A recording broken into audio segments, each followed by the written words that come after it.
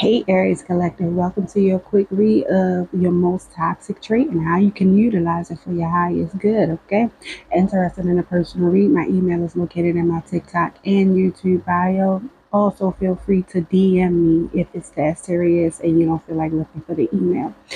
Take these messages as they resonate, okay? Take them with a grain of salt and listen. In order for these messages to really seep in and for you to get the understanding and clarity you need, you're going to have to be true to yourself, okay? All right, let's go. Aries, what is your biggest toxic trait? You got insecurity. Your worth is intrinsic and unchanging.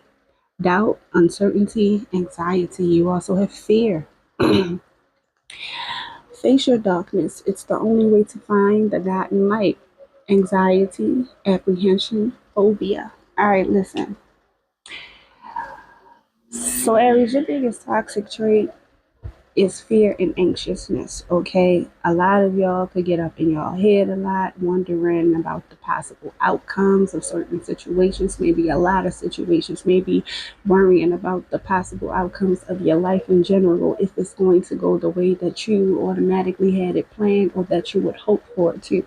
Here's the thing, the upside to this is that you have the authority and the power to change your perspective when certain insecurities, fears, and or anxieties start kicking in for you. You can change your perspective. You control your mind. You have the authority to start controlling how you see certain things and certain situations in order to control that anxiety side of you. Okay.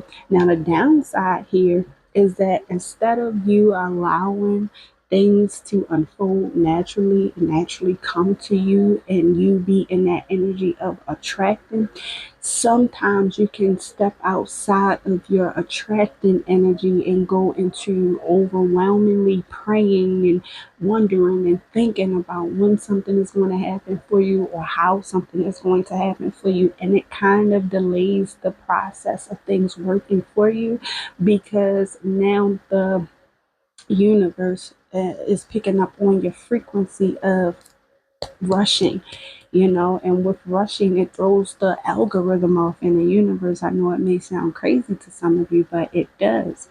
We don't see a lot of the things that's going on behind the scenes, but that does not mean that it's not working for our greatest good. We just have to allow it to work. We have to trust and believe that what we already see as ours, what we already feel and know to be ours, is ours. It just has not arrived at our address yet. That's like when you go and order a package. You know that you ordered it, you know that your payment has been confirmed, and you know that it's on its way. Now it's just about the matter of when it will arrive, not if or how it's going to arrive. Just know it's coming. And it's the same thing. So that's where you kind of can delay the process because you're not stopping anything by doing this, but you are delaying the process because one moment you are in this attracting, let it come to me energy. It is what it is, frequency. I'm going to focus on something else. And then the next minute, you are overwhelmingly thinking about, okay, it's been too long, or it's taking too long. Is it coming at all? Allow yourself some rest, okay? Now, how you can utilize this for your highest greater good. You have selling out and unleash your creativity. You will be best utilizing this trait by means of you going against the status quo. If it's not something you don't believe in, if it's not something that feels good to you and your spirit, and the whole world is doing it, or it's a trend and it's something that's trending, but you're not really into it, don't do it. This can even be something like getting a regular 9 to 5 job. If you know you are better off as an entrepreneur, you have the skills, the talent, the determination, the self discipline, and time management, and everything that you need to be your own boss. Why are you still working a 9 to 5? Just because the world says this is what you got to do to be a decent, responsible adult? No, ma'am. No, sir. Everything is not for everybody. So the way that you can utilize this is by not allowing yourself to be placed in a box. Because I feel like you really get overwhelmed and you get so, above yourself and wondering if your life is going to work the way, that if your life is going to work best for you. You get like this when you're being placed in a box, or when you feel like you're living a normal, ordinary life, day to day living. That's not how you're meant to live, obviously. That's not what you want to do. Why you doing it?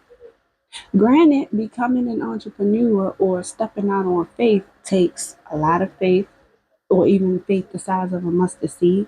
And it takes a lot of time and patience, because you actually have to be invested in, getting your life where you want it to go. You have to be willing to sacrifice certain people, places, things, certain habits you used to do, certain outings with friends, certain trips. You got to sacrifice in order to get things up and moving and get your life going in a direction that you will actually authentically be happy with.